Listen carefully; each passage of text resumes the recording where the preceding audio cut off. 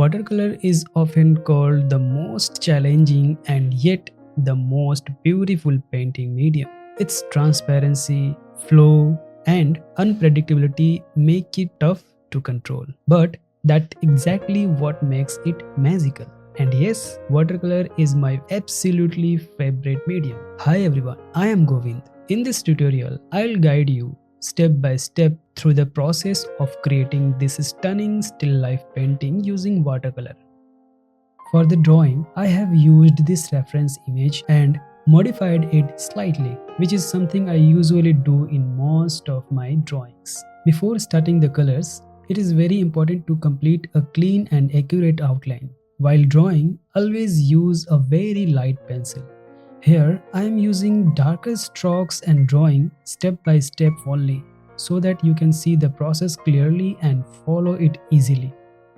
Before applying watercolor, make sure to lighten or erase the pencil marks properly. Otherwise, the outlines may remain visible even after coloring. Here I am using masking tape so that I can leave a clean white frame around the painting. This helps present the artwork in a neat, clean and very beautiful way. Now let's begin with the colors. The object here is a red capsicum. So for the first layer, I am using vermilion hue in this initial wash. Always keep the pigment very light and use more water. In the lighter areas, I am mixing a small amount of gamboge hue with the same color to create a subtle yellowish effect.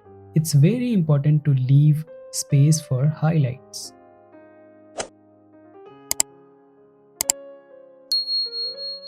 To create the core shadow, I am adding a touch of cobalt blue and burnt sienna into the red. Even in the first layer, it's important to establish light and shadow to give the object a sense of volume.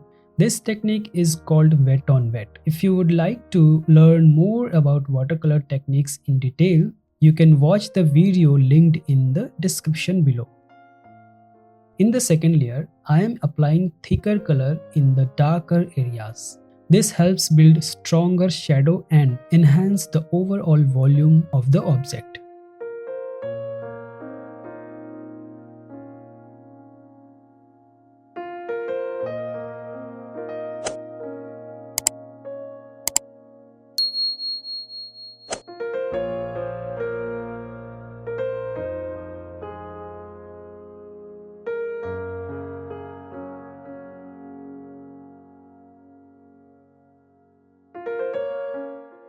For the stem, I am using yellow and sap green, following the same process used for the main body.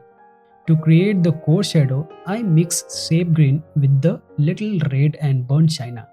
In the third layer, I deepen the painting further by using darker and thicker colors to add more depth and realism. Now it's time to paint the pot. In the reference image, the pot color is different, but I have changed it to add more color contrast and vibrancy to my painting. I start the first layer with the cobalt blue. For the darker tone, I mix in a very small amount of black tint. Black should always be used very carefully in watercolor. I follow the same process here, creating the core shadows but with a different color treatment.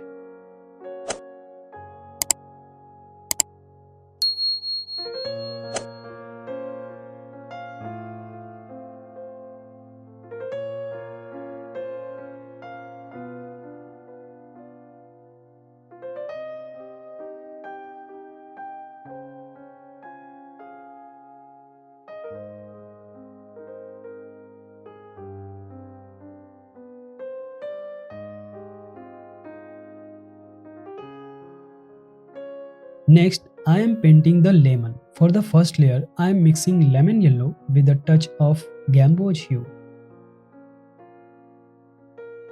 For the darker areas, I add a little burnt sienna and a minimal amount of black.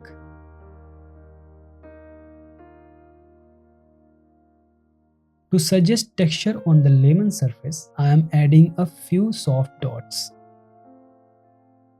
For the background, I am applying a mix of burnt china and black so that the main object stand out with the better contrast.